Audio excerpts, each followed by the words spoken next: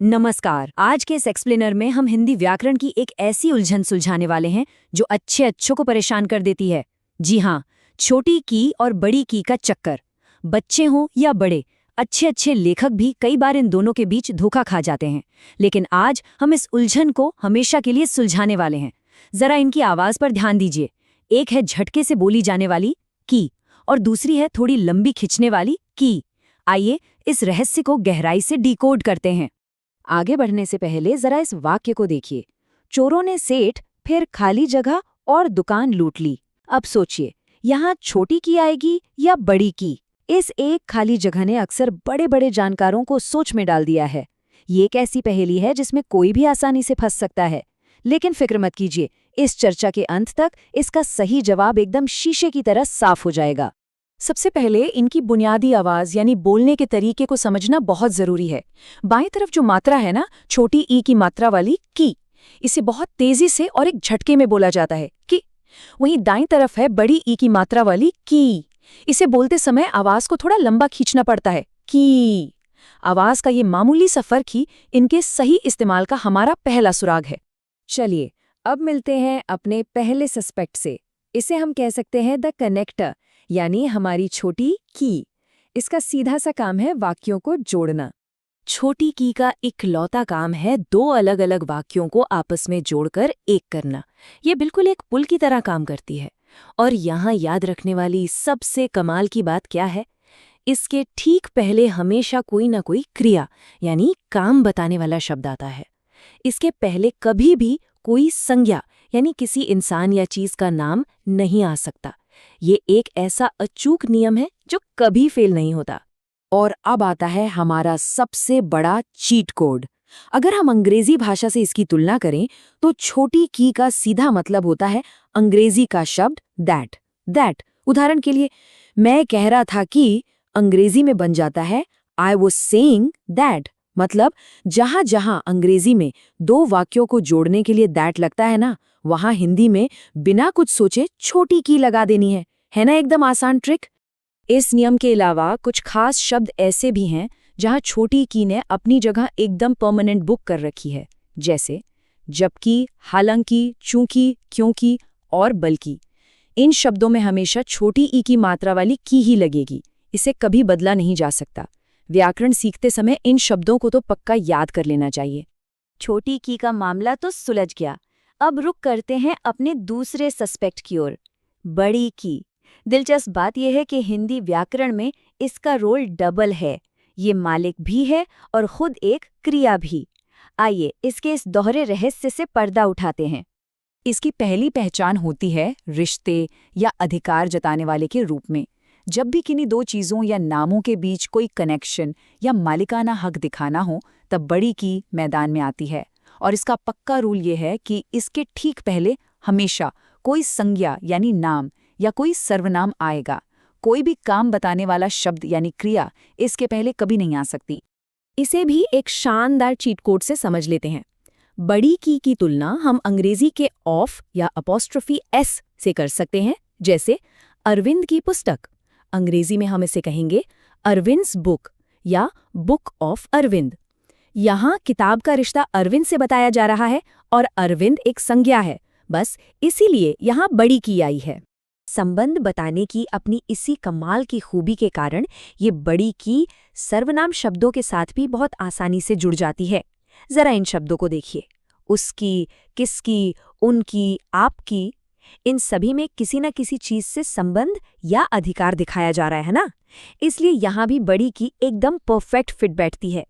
अब आते हैं इसके दूसरे और सबसे रहस्यमयी रूप पर। बड़ी की केवल रिश्ता नहीं बताती, बल्कि ये अपने आप में एक पूरा काम यानी एक क्रिया भी है। जब कोई काम बीते हुए समय में यानी पास्ट टेंस में पूरा हो चुका हो और वो काम किसी स्त्रीलिंग शब्द से जुड़ा हो, तो वहां बड़ी की का इस्तेमाल अंग्रेजी के शब्द डिड की तरह होता है, यानी कोई काम किया गया। इस डबल रोल को गहराई से समझने के लिए ये एक बहुत ही जबरदस्त उदाहरण है। इस वाक्य को ध्यान से देखिए। उसने माता पिता की बहुत सेवा की। ये सच में एक आहा मोमेंट है जहां बड़ी की के दोनों अलग अलग रूप एक ही वाक्य में एक साथ आ गए हैं। अगर हम इस वाक्य को तोड़कर देखें तो सब कुछ शीशे की तरह साफ हो जाता है। पहले हिस्से में है माता पिता की। सवाल पूछिए, किसकी सेवा?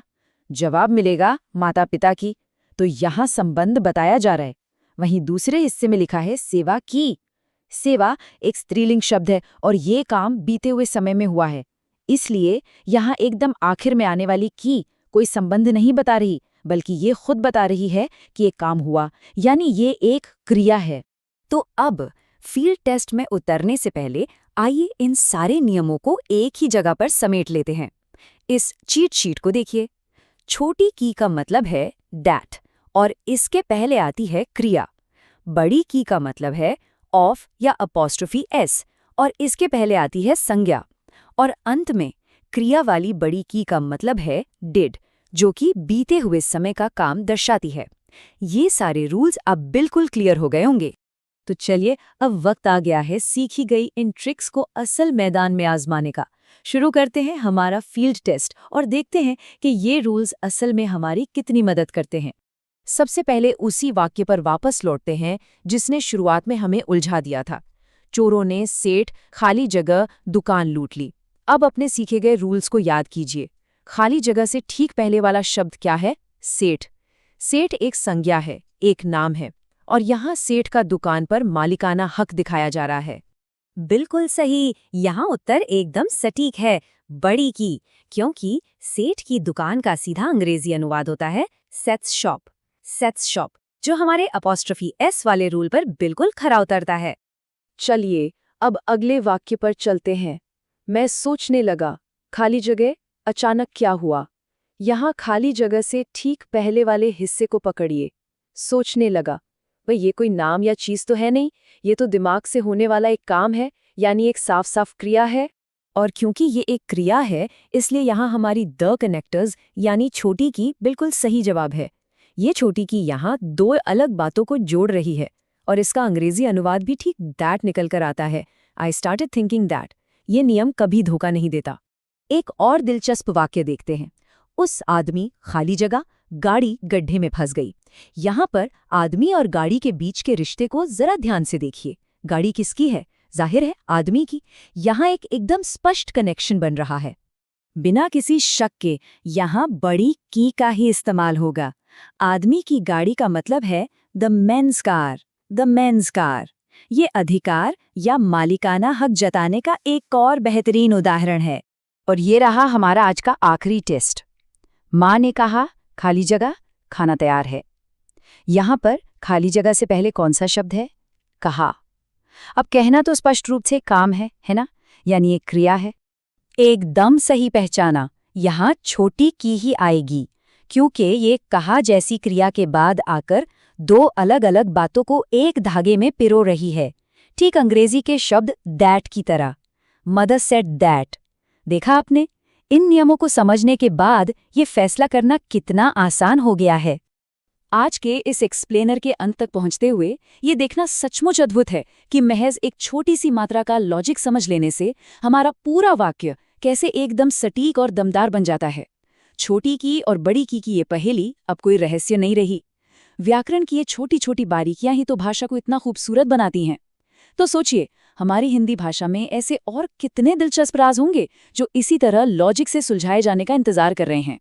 इसी विचार के साथ आज की इस चर्चा को यहीं खत्म करते हैं।